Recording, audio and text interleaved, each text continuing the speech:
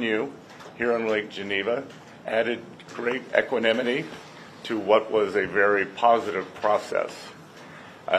We have reached an agreement on a 90-day pause and substantially moved down the tariff levels. Both sides on the reciprocal tariffs will move their tariffs down 115%.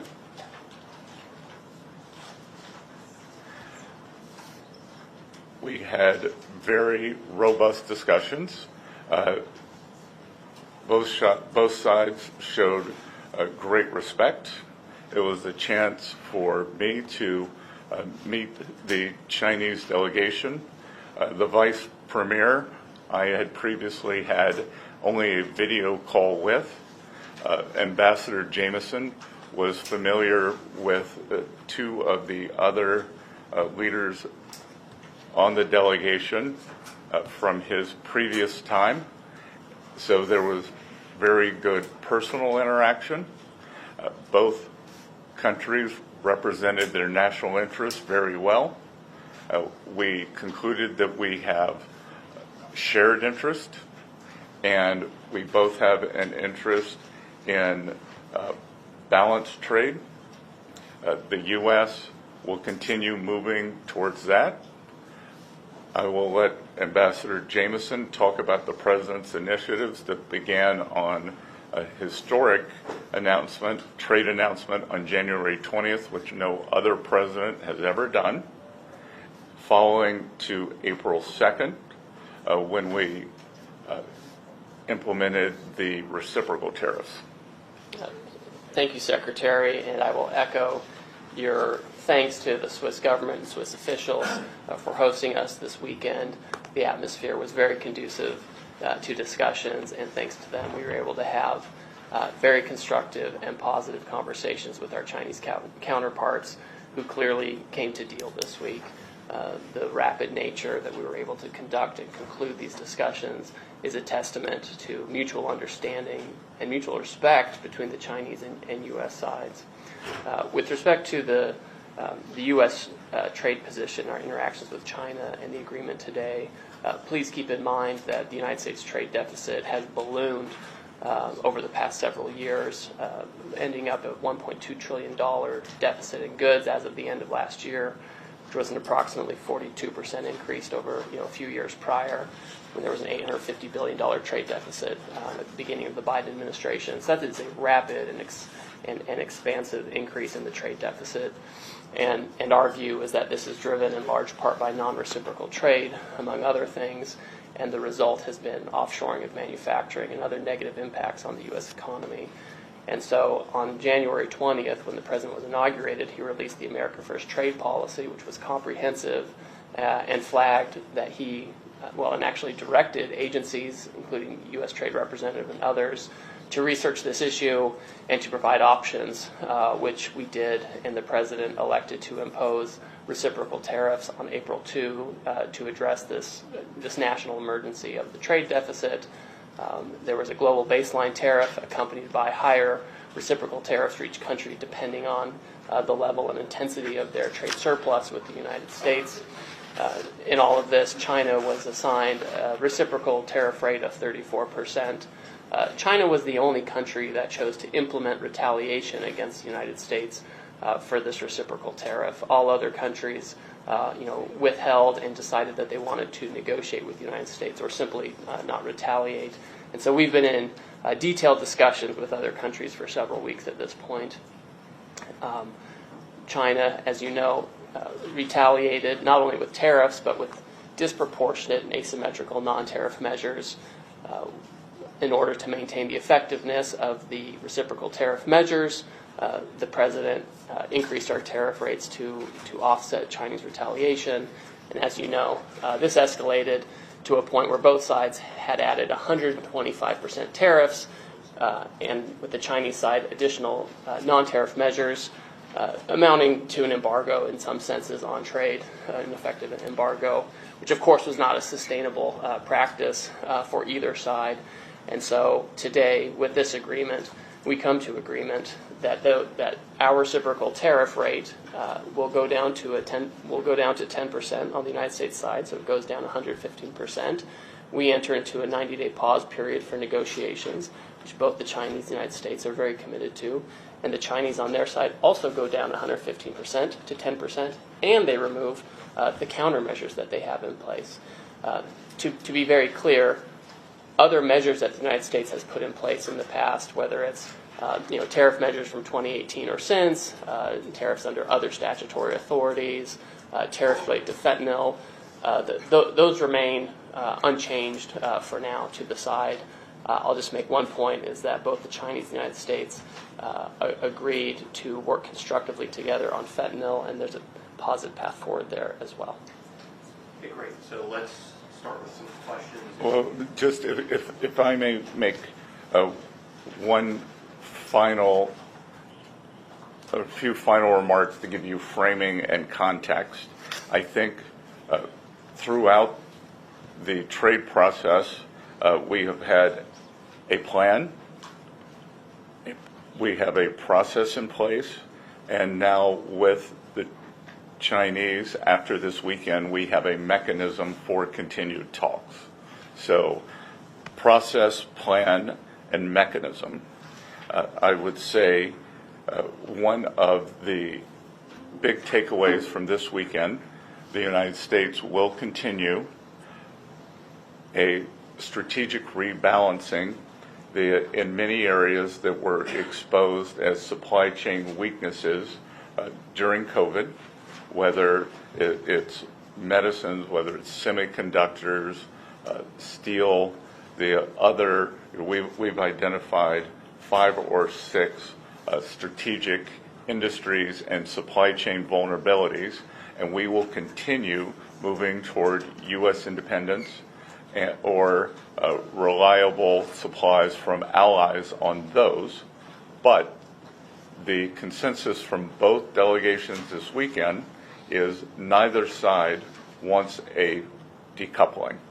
And what had occurred with these very high tariffs, as Ambassador Greer said, was the equivalent of an embargo, and neither side wants that. We do want trade. We want more balanced trade, and I think that both sides are committed to achieving that. We would like to see China open to more U.S. goods. We expect that as the negotiations proceed, that there will also be a possibility of purchase agreements to pull what is our largest bilateral trade deficit into balance. That has gotten out of balance, and much of this has happened through neglect over the past 4 years, as the previous administration did not engage on this issue. That was put forward to us by the Chinese, in fact, and we can see it in what happened to the Phase 1 agreement. We are only looking forward, and we look forward to very good discussions now that we have the mechanism created in Geneva this weekend for talks. Great. And with that, let's kick off questions. I'll start in the front row. Jenny, Leonard Bloomberg. Thank you so much. Going into these talks, the president posted on Truth Social that he believes an 80% tariff on China seems right. It obviously went down substantially more. How did you end up going to 30%? Was that the president pushing you, or the Chinese not budging before you went down? And then secondly, you have a 90-day pause now, as you have with other countries. What specifically do you want to see in those 90 days? What kind of progress do you want to see in those 90 days and have agreed to by then to not ratchet up the tariffs? Because it is just a pause, right? Yes, so the tariffs then snap back, basically, if you don't have something agreed upon that is substantive. So the Chinese April 2nd number was 34, continues to be 34%. I'll let Ambassador Greer answer the first question. And just like with all our other trading partners, as long as there is good faith effort, engagement, and constructive dialogue, then we will keep moving forward. I would just say, Jenny, with respect to, the president's message and ultimate rates, I mean, everything is a negotiation, right? And the president, he gives the Secretary of the Treasury and I and other members of the cabinet direction and advice on how to proceed. And we ended up at a result that is very good for the United States, very good for China as well. We retain our 10% global baseline tariff, which we have on other countries. We have, in addition to that, previous measures that we've retained, which have been, frankly, effective in reducing the U.S.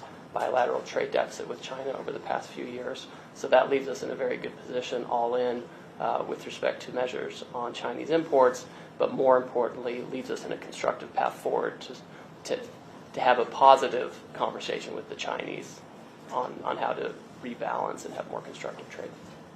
Great.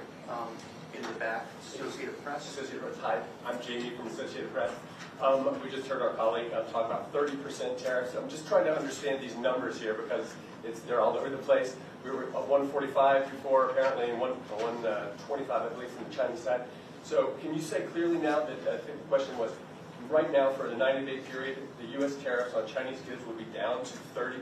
Is that correct for the 30? Could you speak So again, this agreement is really about the reciprocal tariff, which was imposed by the United States on April 2nd, and the escalatory steps which followed. Those on each side, the Chinese side and U.S. side, ended up at 125% on each other. The Chinese had additional non-tariff countermeasures. That has all come down by 115% to 10% each. The United States earlier this year imposed 20% related to fentanyl. That still exists. So if you're looking at Trump Term 2, tariffs on China, right now effective, it's 30%. There are prior measures which change by product, by sector, by level, et cetera. You can't really give a specific number on that right now. What matters for the agreement today is that we each agreed to come down on the reciprocal tariff and related retaliation to 10%. So a reduction of 115% down to 10%. Fentanyl is on its own track, but on a very positive track where we're having very constructive conversations with our Chinese counterparts. And I would add a couple of things.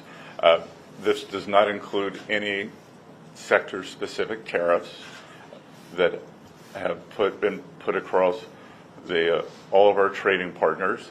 And as the ambassador said, I think he would agree with me that the upside surprise for me from this weekend was the level of Chinese engagement on the fentanyl crisis in the United States. They brought the Deputy Minister for Public Safety, who is not traditionally part of the trade team or the negotiating team, and he had a very robust and highly detailed discussion with someone from the U.S. National Security Team. Great. Next, John Huddy with Newsmax. Mr. Secretary, will there be any immediate impact that U.S. consumers will see from this? And what was the toughest part of the talks? The Chinese are, notorious for being very difficult negotiators. Was there any moment that you felt the talks could break down? And as far as the fentanyl, I'm sorry, I know there's 3 questions here, but what are the Chinese willing to do in terms of the fentanyl crisis? Did they make any promises or any agreements to combat fentanyl? Okay. Well, there's a lot to unpack there. So let me recap that. So you're asking U.S. consumers, the last one was fentanyl, and what was the second question? The toughest part of the negotiation. Well, I'll start there first. Both sides represented their national interest well, but we also concluded that we had shared interest and that neither side was interested in a decoupling. And again, a lot of back and forth on various differences in views on fair trade. We informed them, I had a discussion, that trade deficits are a result of three things. One, terms of trade. Two, currency. And then three, the United States fiscal position. We informed them that Trump administration is working very hard on containing this out-of-control fiscal deficit that we inherited from the previous administration. Two, there was no discussion on currency. And one, it was on terms of trade. And on fentanyl, again, for the first time, there was engagement between two teams with detailed knowledge. And I think for the first time, the Chinese understood the magnitude of what is happening in the U.S. In 2018, in Buenos Aires, they did a good job of banning the actual fentanyl. But what we have seen is substantial interaction between bad Chinese actors and many North American drug dealers, especially Mexican cartels.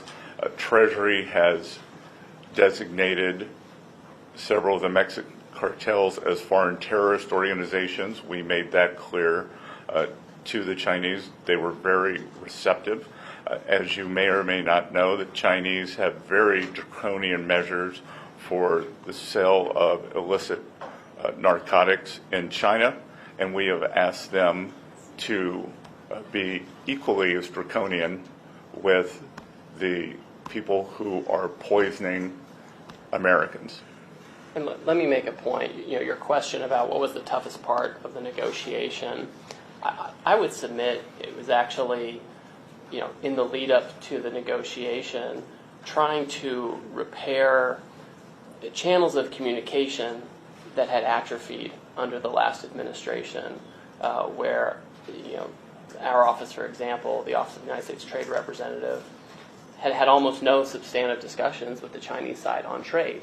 And although we have significant differences with the Chinese on trade and economics, and we have major complaints, you have to discuss these complaints. You have to have a channel for discussions, and overcoming that was a substantial challenge. And a lot of work went into that over the past several weeks, so that by the time we got here, we were able to be very pragmatic with each other.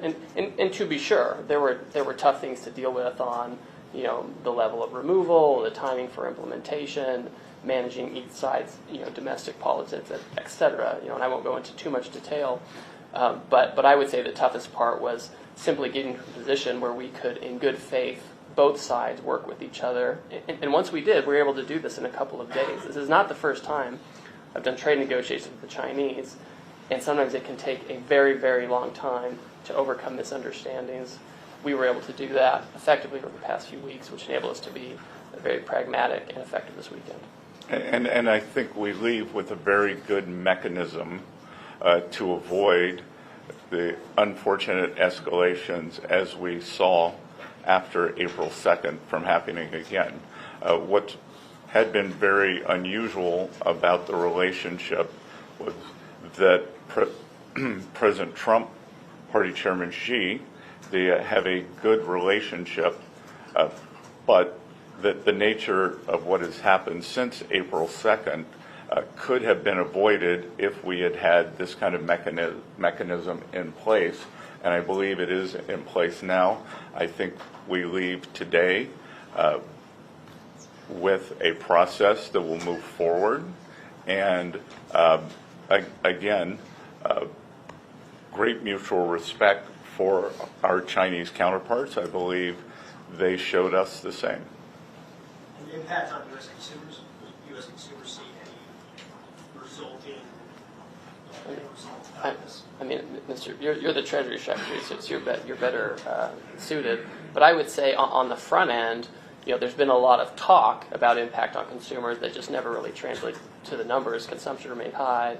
et cetera. And so I think what we're going to see is that we're going to have our economy continue taking off as we put structure around these negotiations and get global trade into a better place. And as I reiterated last week, the Trump economic plan is three pieces: trade, tax, and deregulation.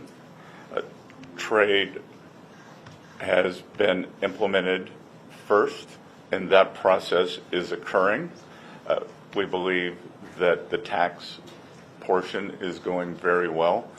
Speaker Johnson, Leader Thune, who I am in constant contact with, believe that midsummer that we will pass, as the president likes to call it, his one big beautiful bill, and we believe that that will provide substantial relief for American households.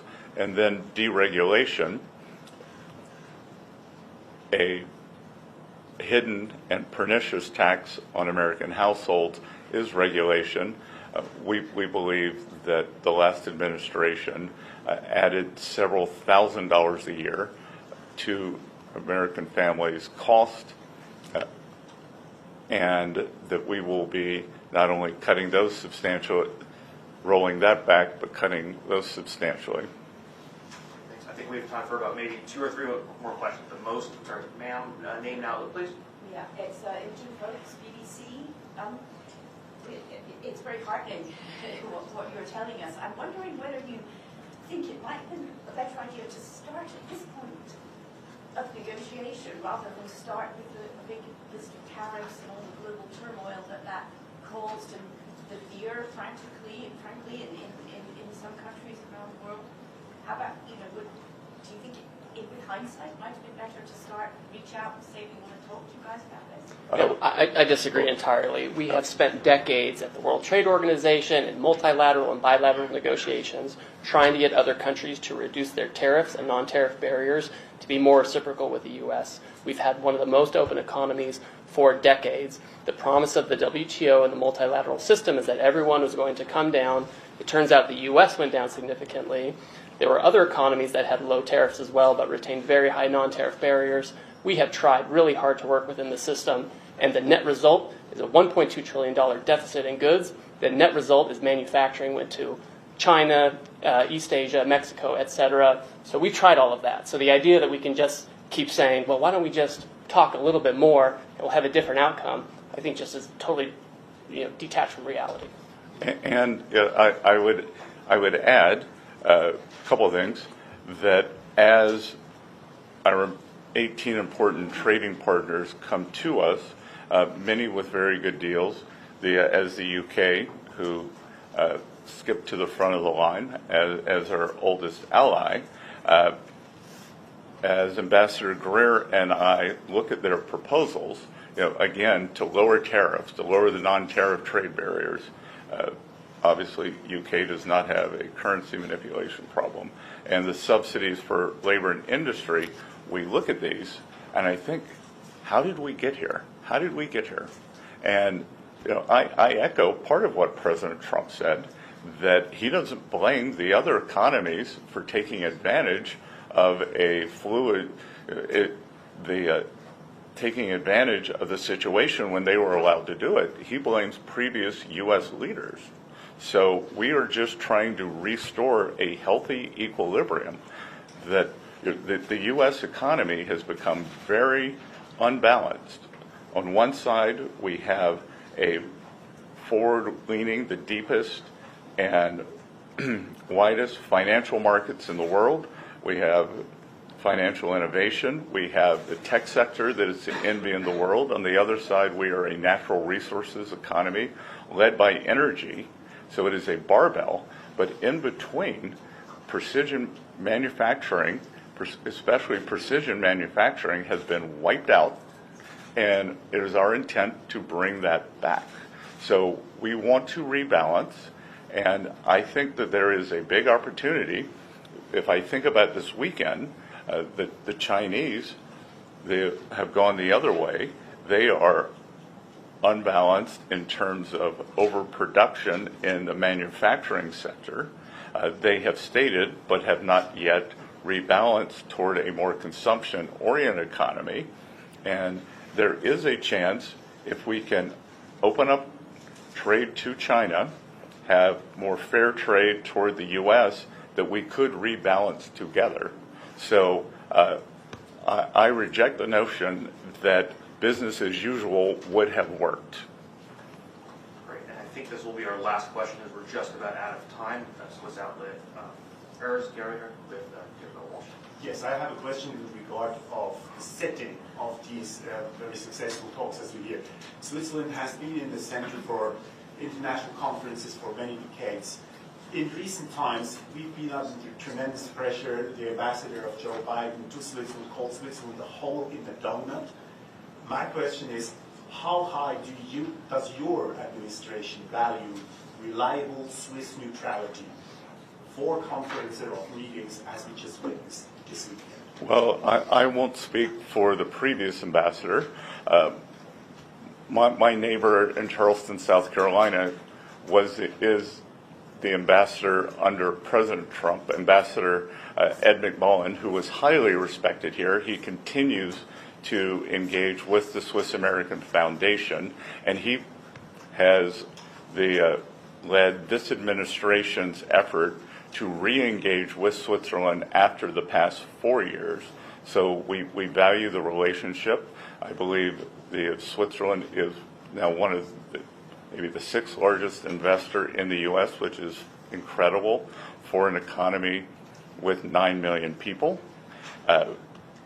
We hope that Switzerland will bring some of its very robust trade training programs to the U.S. as we re-engage the manufacturing sector, because I believe the U.S. has a lot to learn from Switzerland. And again, the UK and Switzerland have moved to the front of the queue for the trade deals, whereas the EU has been much slower. So we value that also. And I would say, with respect to the negotiating dynamics, and this may not seem important to those not involved in this, but the atmospherics provided by the Swiss government were incredibly conducive to the conclusions we had this weekend. They allowed us to use the grounds of the residence of the Swiss ambassador to the United Nations, which had a very intimate internal rooms, and importantly for us, where a lot of the key negotiations happened. We're outside under a large, beautiful tree on a set of patio sofas, frankly, where we had the most important discussions on the most challenging issues. And having this setting, as opposed to, no offense to the Intercontinental, which has been great, as opposed to a sterile hotel conference situation or conference rooms, I think let us develop a personal relationship with our counterparts and lead to the successful conclusion we had. Great. Thank you so much, everyone. I think that's it for us in time today. Thank you so much for coming out. And Thank you.